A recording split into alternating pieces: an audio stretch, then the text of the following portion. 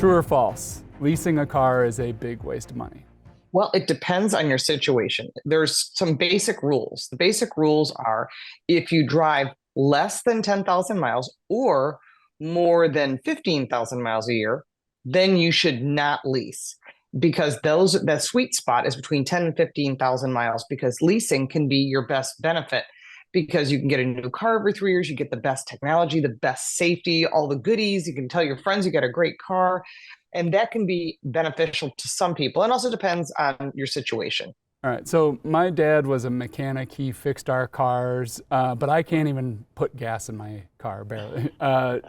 Does that affect whether or not I should buy or lease a car? Well, purchasing a car is something that can have a lot of benefits. There's pluses and minuses to both buying and leasing. You have to keep in mind that for some people, if you really don't know how to change wiper blades, you don't check your tire pressure, leasing might be a good choice because after 3 years, if you do some really basic maintenance like changing the oil and keeping on top of any repairs, you can get a new vehicle rather than having an older vehicle and having to pay for those repairs. And where it gets real expensive is when it's outside the warranty. And that's what I think people don't realize.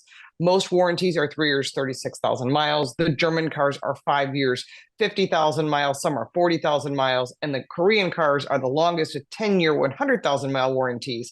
But it always seems, much like a refrigerator or any other appliance, that once it reaches the warranty, it seems like something breaks and that expense can add up. And so people tend to look for things like extended warranties, but those are not necessarily in your favor because what the big print gives, the small print always takes away. Do you have any other tips or tricks that can help people make that decision? There is some benefits to both. And there's also, like I said, negatives to both. And it's really important that you do your homework and don't just decide because the salesperson's trying to get you into a price point that you want. The worst thing any consumer can do is walk into a dealership and saying, I'm leasing today or I'm buying today and I can only afford $200 a month or whatever your price point is. The reason for that is they can get you into any vehicle they want by adjusting the finance. The finance and insurance guys are really crafty and they're really good at their business, and they're the ones that make the most money, not the salesperson. So when you walk in and they say, are you buying or leasing today? Say, I'm not sure. What can you afford? Your answer should be, let me find the right car first, the right vehicle. Then we'll talk about the numbers. And they're going to try and go, can you give me some sort of range? You can say, yeah, I don't want to spend more than $30,000 a year. Then they know where to point you. But if you give them a dollar amount on a monthly payment, I promise you, they'll make it work. And you find out that it's a long term where the interest rates are high. The only one making money on this is the dealer. So don't tell them how much you want to spend and don't tell them whether you want to buy or lease. Or if you have a trade, that's the other thing. If you tell them you've got a trade, they're going to want to evaluate the trade separately.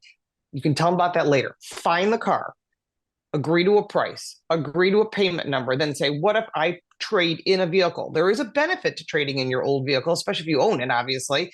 And the benefit is you get the tax break. Now, not every state is doing that. I believe Illinois is one of the few states that has dropped this. But if you're buying a $20,000 car and you trade in a $10,000 car, you're only paying sales tax on that $10,000. So that can be a financial benefit to you as well. So Lauren, what's your final word on this? I think it depends on your mileage that you're driving, your financial situation, and if you want the newest, greatest. But never forget, it's not just the cost of the vehicle, it's how to fuel it or power it if it's electric, and what are the insurance rates and the other expenses. Once you do the math and you figure it out, you'll know exactly what works for you. Well, thanks for joining us today, Lauren. Thank you.